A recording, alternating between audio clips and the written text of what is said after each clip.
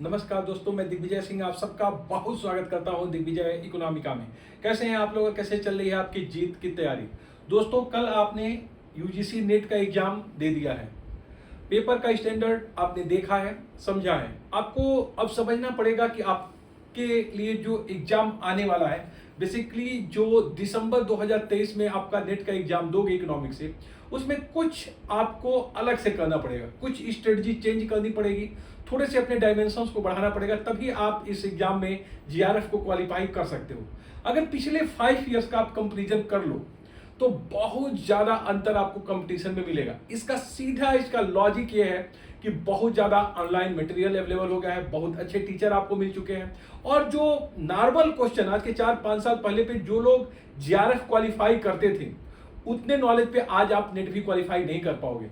तो आपको थोड़ा सा प्रयास ज्यादा करना है, इफेक्टिव स्टडी करनी है, और कुछ ऐसी चीजें हैं जिसको आपको बहुत ज्यादा ध्यान में रखना है, तभी आप जाके इस एग्जाम को क्वालिफाई कर पाओगे।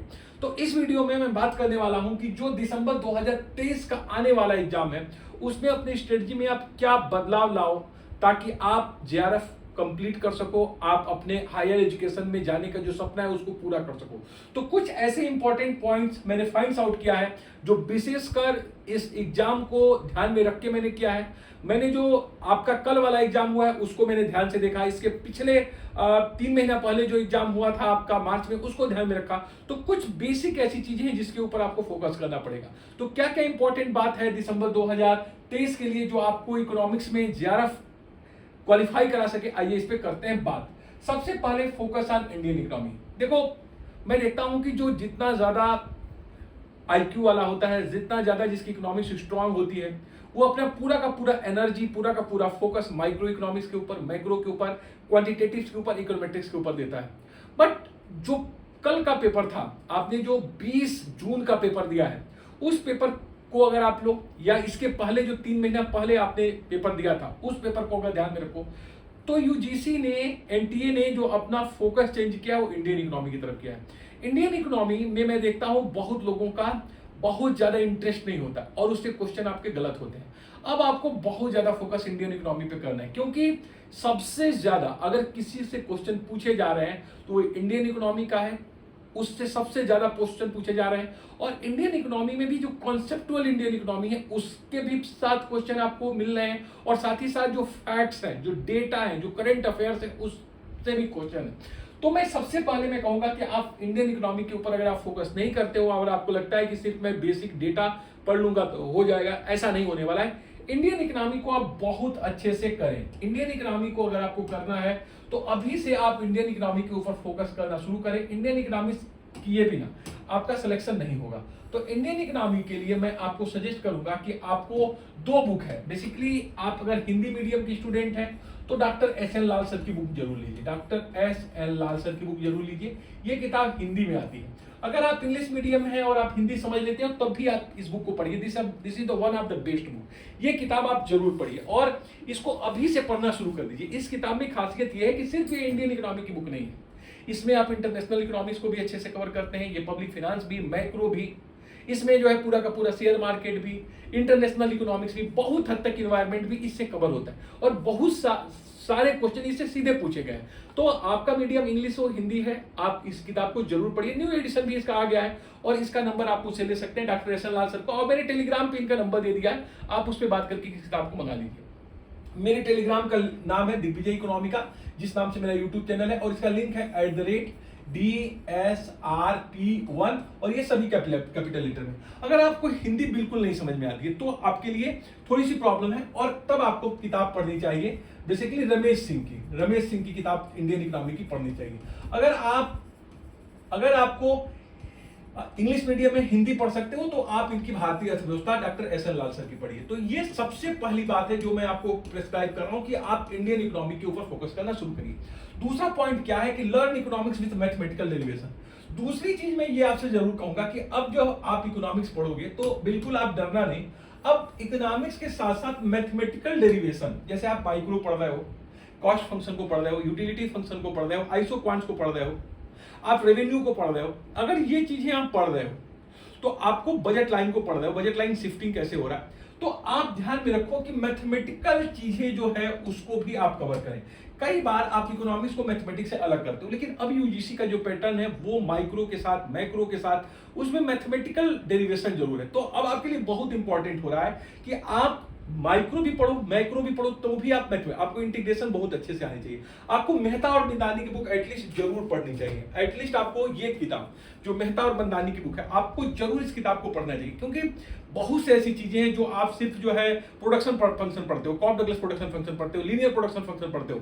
कई बार आप क्या करते हो कि सिर्फ उसका कॉन्सेप्ट पढ़ते हो, लेकिन ये किताब आपको समझाएगा कि उसका मैथमेटिकल पोर्शन क्या है, उसका मैथमेटिकल डेरिवेशन क्या है। तो बहुत ज्यादा जो क्वेश्चन इकोनॉमिक्स से पूछे जा रहे हैं वो कहीं ना कहीं मैथमेटिकल अंदाज में है, उसका कहीं ना कहीं डेरिवेशन आपका मैथमेटिकल है। आप मैक्रो पढ़ते हो, आईएसएलएम जो क्वेश्चन पूछा गया है एलएम कर्व का वो पूरा का पूरा मैथमेटिकल है, तो जरूर आप पढ़िए। एचएल आहूजा इस मामले में अच्छी बुक है, क्योंकि उसमें माइक्रो और मैक्रो दोनों में ही आपको देखोगे मैथमेटिकल डेरिवेशन भी कुछ दिया। तो इन सेंस आपको बेस्ट बुक अगर आपको मैं सजेस्ट करूं माइक्रो और मैक्रो के लिए तो एचएल आहूजा की है। इंग्लिश वाली ज्यादा बेटर है कंपेरिजन टू हिंदी। अब देखो एक चीज मैं हमेशा ये कहता हूं, फोकस ऑन इंग्लिश। अब देखो कई बार आप लोगों का कमेंट आता है कि सर आप इंग्लिश में पढ़ाते हो। मैं हमेशा कहता हूं कि मैं इंग्लिश में नहीं पढ़ाता हूं, मैं पढ़ाता हिंदी में हूं, बट मैं बेसिक टर्म्स को इंग्लिश में लिखता हूं, या जितना भी कुछ लिखता हूं इंग्लिश में। क्यों? कल का अगर आप पेपर उठा के देखोगे कई क्वेश्चन आपके इसलिए गलत हुए होंगे क्योंकि आप हिंदी मीडियम के हो। जैसे आप देखिए स्टेंजा में क्वेश्चन में आप देखिएगा एक रेलवे वाला क्वेश्चन था, उसमें रेलवे हिंदी में करनी था। जब तक उस रेलवे को आप जोड़ोगे नहीं तब तक आपका सही नहीं होगा। एक्चुअल जो भी पेपर सेटर है जब वो पेपर सेट करता है तो पूरा पेपर इंग्लिश में बनाता है, उसके बाद हिंदी में उसका अनुवाद ट्रांसलेशन किया जाता है। इसलिए मैं खुद एक हिंदी मीडियम का स्टूडेंट रहा, लेकिन मुझे बहुत क्लियर पता है कि आप इकोनॉमिक्स से जा रहे हो या फिर आप CSIR से नेट JRF की तैयारी कर रहे हो, तो बेसिकली आपको इतनी इंग्लिश आनी चाहिए ताकि आप क्वेश्चंस को समझ सको। इसलिए मैं कभी भी बोर्ड पे जानबूझ के मैं हिंदी एक एक शब्द का जानता हूं। मैं हिंदी मीडियम का रहा हूं, मैं फिर भी इंग्लिश लिखता हूं, क्योंकि आपको इतनी अंडरस्टैंडिंग इंग्लिश होनी चाहिए ताकि जो क्वेश्चन है उसको आप अच्छे से समझ सको। तो मैं फिर कहता हूं कि अगर आप इंग्लिश से डरते हो तो आपका JRF नहीं निकलने वाला। आपको एटलीस्ट उतनी इंग्लिश आनी चाहिए जिससे आप क्वेश्चन को अच्छे से समझ सको, उसके ऑप्शंस को अच्छे से समझ सको। आजकल के जो कल का पेपर अगर आप देखोगे तो ऑप्शंस इतने ट्रिकी थे कि ऑप्शन को घुमाया गया था कि आप आंसर आसानी से नहीं फाइंड आउट। पहले क्या होता था, आप एक्सक्लूजन मेथड लगा देते थे, 2 को काट लेते थे। आजकल ABCDE 4 आपके पास 5 आपके पास ऑप्शन आ रहे हैं, तो आपके पास जो ऑप्शन है वो बहुत ट्रिकी है। तो कहने का मतलब है जब तक आपका इंग्लिश नहीं सही होगा आप ऑप्शंस को नहीं कर पाओगे। तो इंग्लिश भी आपको आनी चाहिए अगर आप हिंदी मीडियम की स्टूडेंट हैं। फिर मैं कहूंगा आपसे कि कंप्लीट कवरेज ऑफ सिलेबस। अब आपका वो समय चला गया कि कुछ सिलेबस को आप पढ़ के निकाल दोगे। कंप्लीट कवरेज ऑफ सिलेबस क्यों? कई बार एनटीए क्या करता है, बहुत ज्यादा फोकस माइक्रो के ऊपर कर देता है, कई बार वो फोकस पब्लिक फाइनेंस पे कर देता है। इस बार का फोकस उसने इंडियन इकोनॉमी पे। कोई जरूरी नहीं है कि इंडियन इकोनॉमिक्स पे ही पूरा का पूरा फोकस किए रहे, क्योंकि 2 बार के पेपर में इंडियन इकोनॉमी बहुत है। तो हो सके इस बार मैक्रो के ऊपर ज्यादा फोकस करें, इंटरनेशनल। तो पूरा का पूरा जब तक आपका पूरा 10 के 10 यूनिट आप कवर नहीं करोगे, इंक्लूडिंग इन्वायरमेंट, इंक्लूडिंग डेमोग्राफी, तब तक आप ये नहीं कर सकते हो कि आप JRF क्वालिफाई कर जाओगे। तो मैं ये जरूर कहूंगा कि जो 10 के 10 यूनिट दिए गए हैं वो पूरा कवरेज होनी चाहिए। आप सबको पढ़िए। अब ऐसा नहीं होगा कि कुछ को पढ़ा कुछ को नहीं पढ़ा और आप JRF क्वालिफाई कर जाओगे, नहीं कर पाओगे। पूरा का पूरा आपको कवरेज करना ही पड़ेगा। अब देखिए एक चीज मैं और कहूंगा यहाँ पे, जो मैंने नेक्स्ट आपको पॉइंट किया है कि मेक शार्ट नोट्स। दूसरे का नोट्स क्या है डज नॉट मैटर, आप क्या अपना शार्ट नोट्स बनाते हो नहीं, this is the most important. आपने माइक्रो पढ़ा, आपने मैक्रो पढ़ा, आपने इंडियन इकोनॉमी पढ़ी, क्या आप अपना खुद का एक शार्ट नोट्स बनाते हैं कि नहीं? देखिए जो भी अच्छे बच्चे हैं जो JRF क्वालिफाई करते हैं उनकी एक अपनी नोटबुक होती है, माइक्रो की, मैक्रो की, इंडियन इकोनॉमी की।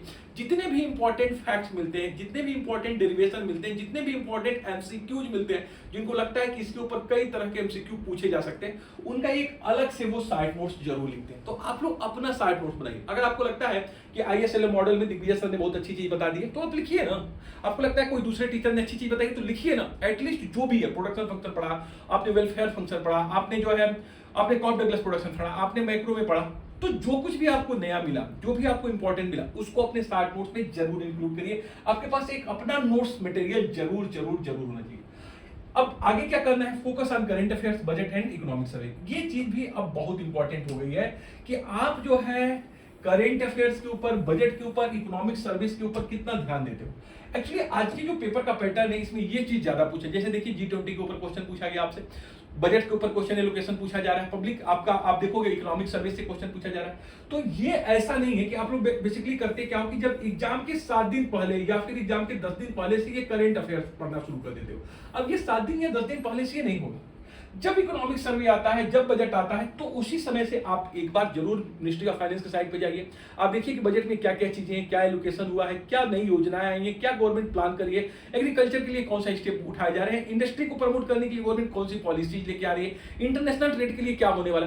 तो ये तमाम चीजों को आप अभी से फोकस करो और उसका अपने 60 नोट्स में उसको लिखो। अगर आप इकोनॉमिक सर्वे पढ़ रहे हो, अब इकोनॉमिक सर्वे में आपके पास 10 पार्ट है, अब 10 पार्ट में जो भी आपको इंपॉर्टेंट लगा तो वहां पे आप अपने इस नोट्स में 60 नोट्स में उसको लिखो।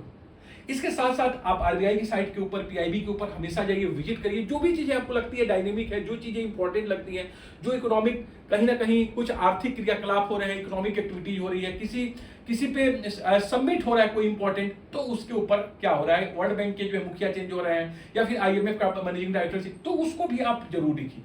तो कहने का मतलब है कि आप जो करंट अफेयर्स के ऊपर फोकस करना है, बजट के ऊपर, इकोनॉमिक सर्वे, ये सिर्फ 5 और 7 दिन का नहीं है। अगर आपको दिसंबर वाला एग्जाम देना है तो अभी से लग जाइए, तभी होने वाला है, नहीं तो फिर आप एक सप्ताह में नहीं होगा, आप एक सप्ताह में नहीं कर पाओगे।